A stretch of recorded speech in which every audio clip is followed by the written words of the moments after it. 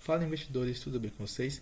Sejam bem-vindos a mais um vídeo no canal. Hoje nós vamos falar do PCIP11, um fundo imobiliário da Pátria, que eu tenho em carteira e acabou de sair o relatório fresquinho para a gente dar uma olhada. E devo lembrar vocês que eu não sou analista, então esse vídeo é meramente informativo e não estou recomendando a compra nem a venda de nenhum ativo.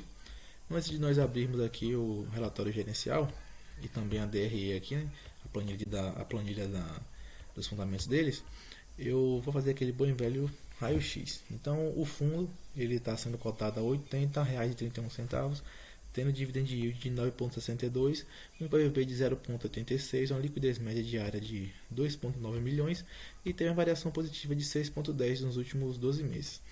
Esse dividend yield aqui ele não está tão certinho porque, como eu já falei a vocês, o dividend yield considera o dividendo pago nos últimos 12 meses. Porém, esse dividendo ele não tem 12 meses de distribuição ainda, se não me engano, porque é um fundo reestruturado. Deixa eu dar uma olhadazinha aqui para a gente conferir. Aqui, ó, viu? Não tem ainda. Então não tem 12 meses ainda, mas percebam que ele paga aqui por volta de 85, 83 foi a mínima e 89 foi a máxima, que foi do mês passado. Era um fundo um pouquinho mais arriscado, mas a Pátria vem fazendo um ótimo trabalho com eles, com esse fundo, então eu gostei e coloquei na carteira. Vamos ver como é que estaria o dividend yield, levando em consideração agora o pagamento mínimo dele, né? 0,83 dividido por 80 e 31, nós temos aqui que multiplicar por 100, então dá 1,03 ao mês, por 12 daria 12,40 ao ano. Se levar em consideração a banda maior da distribuição, vai ser 0,90, 89 dividido por 80 e 31, isso aqui vai ser igual a, quando a gente multiplicar por 100, 1,10 vezes 12, 13,29 por ano, esse dividend yield. Então, tem essa pequena questão aí.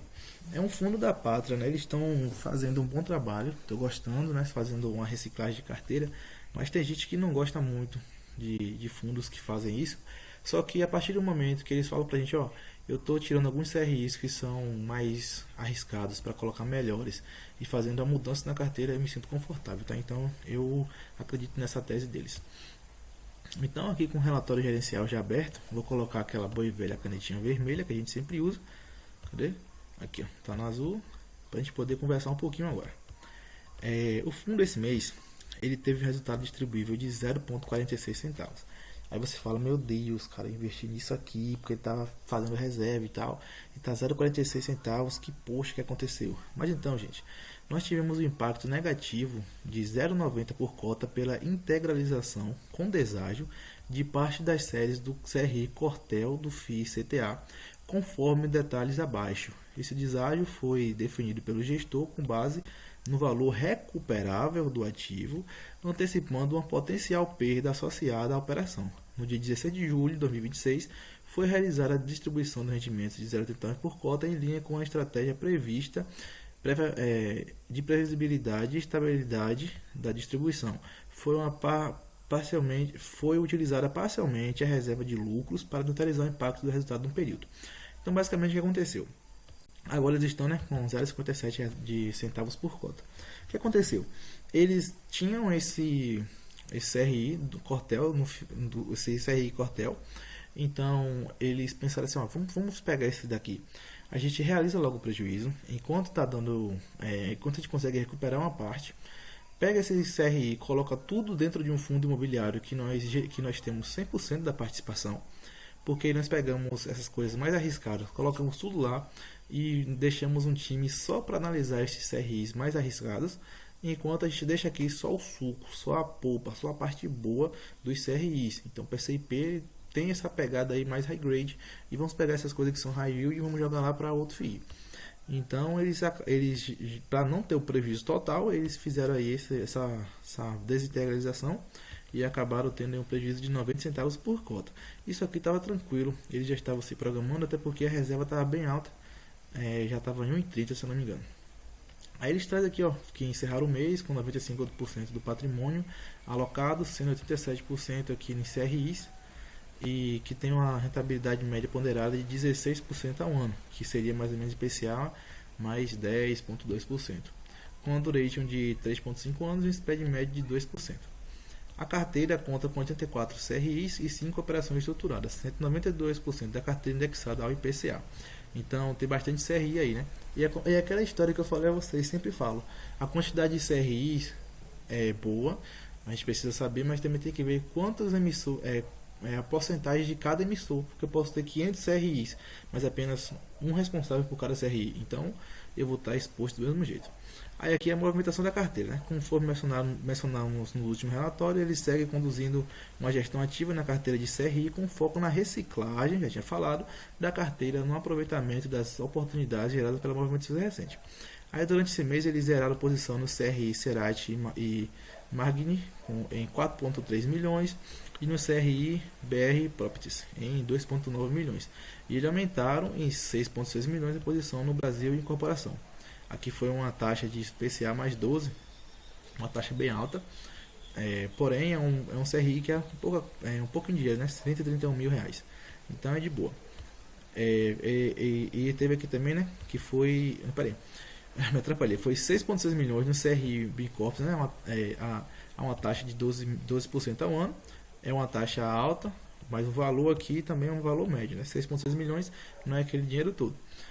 Agora eles pegaram aqui e colocaram a 12,5% ao ano 131 milhões no CRI Visconde, tá? Que foi uma taxa de 13% ao ano. Na verdade, uma taxa de 13% ao ano. Então, provavelmente são duas empresas que têm o mesmo risco ali, né? Então, a taxa é um pouquinho diferente, meio por cento de spread de diferença. Mas, como está atrelado ao IPCA, né? Vamos ver como é que vai ser. Mas essas duas operações aqui, pelas taxas, a gente consegue perceber que são um pouquinho mais arriscadas. Mas, como eu falei, é um valor pouco, então a concentração deve ser bem pequenininha aqui no fundo. E eles fizeram também uma nova alocação de 14,5 milhões e um CRI pulverizado, a uma taxa de IPCA mais 10. Aqui a gente já vê que está mais de boa. Aí, durante o mês de maio, a posição detida no CRI Cortel, tá? Todos aqui que tem a Cortel, tá vendo? Por exemplo, ele tinha 3 CRIs diferentes, mas tinha 2, né? Não, Cortel 1 e Cortel 2. Então ele tinha e tinha aqui o Subbari 1 e CRI Bari 1, tá vendo? Então ele tinha 4 CRIs, mas eram 2 devedores só. Então a gente tem que ficar atento nessa parte, né? Todas as 13 séries, o objetivo da reestruturação de agosto foram integralizadas no FII CTA. Então o fundo aquele é o único cotista que eu tinha falado a vocês, né?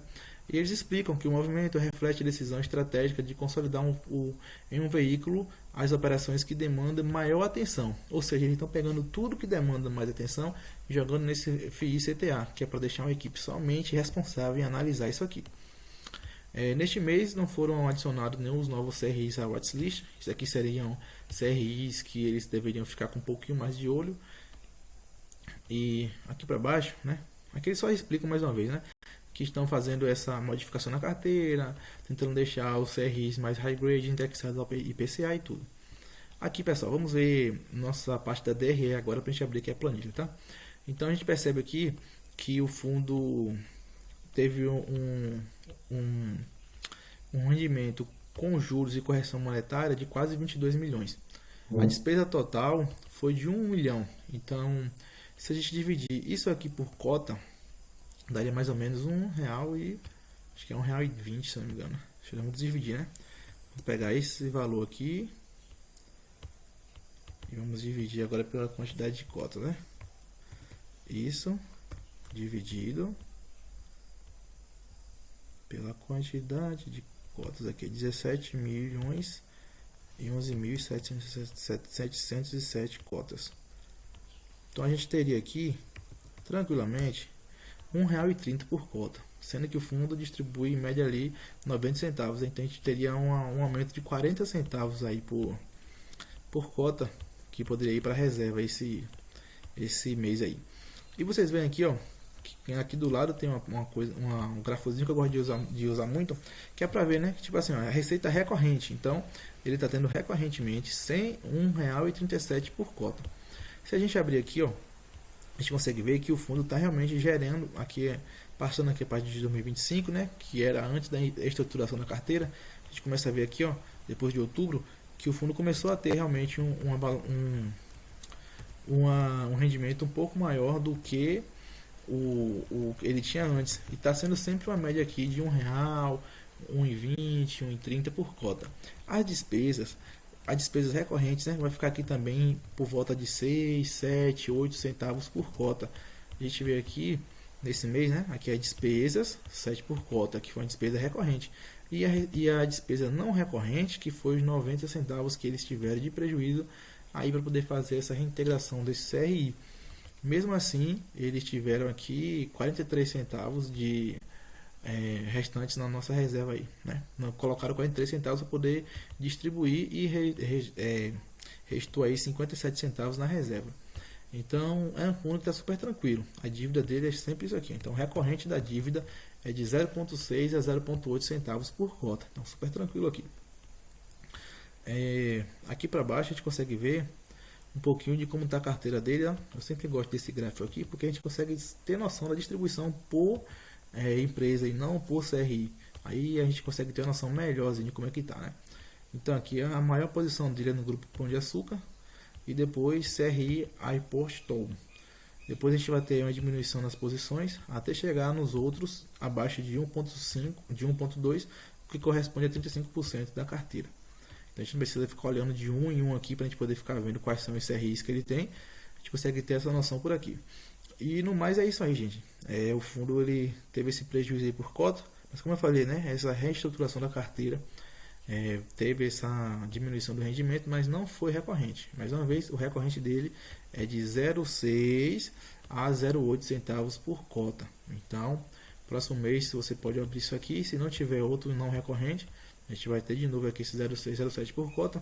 E vamos ver mais ou menos como é que tá. Ó, se fosse 1,37, meu Deus, 1,37 menos, vamos colocar o recorrente, que é 0,8. Eu vou botar um pouco mais alto até, né? Que é 0,08 centavos por cota. A gente tem aqui 1,29 por cota, então que sobra aqui, que é basicamente o que gerou aqui, ó, viu? Tá vendo que é 1,29, que é o que gerou aqui. Então a gente pegando isso aqui agora, esse 1,29, se a gente for distribuir o que distribui geralmente, vamos colocar os 90 centavos, ó, 0,9, vamos ter 0,39 centavos a mais sobrando por cota. Precisamos adicionar aqui na nossa reserva, né, que é 0,57. Então o fundo pode chegar mês que vem praticamente com R$1 na reserva por cota. Então eles estão conseguindo manter uma boa reserva, entregando bom rendimento com um crescimento bem orgânico, tá? Então é um fundo que eu vejo que tem um bom futuro pela frente. Tem algumas pessoas que não gostam da gestão da Pátria, né? Mas eu estou exposto na Pátria aqui, tanto pelo PCIP, que foi um fundo que eu demorei bastante tempo para escolher, mas cheguei até ele, como também pelo LVBI 11, que é uma operação que eu fiz voltando com olho em adquirir o HGLG um pouco mais barato. Isso está explicado no canal e espero que vocês tenham gostado. Eu recebi aqui esse e-mail, né, com algumas relatórios gerenciais, ele sempre manda aqui. E o próximo vídeo provavelmente será sobre LVBI 11, né, que é um fundo também que eu tenho em carteira, que está estruturado para poder a gente receber aí as cotas do HGLG mais baratas. Então pessoal, o vídeo foi esse, espero que vocês tenham gostado. Não esqueça de deixar um like, comentário, se possível compartilhar. Pai do céu abençoe cada um de vocês.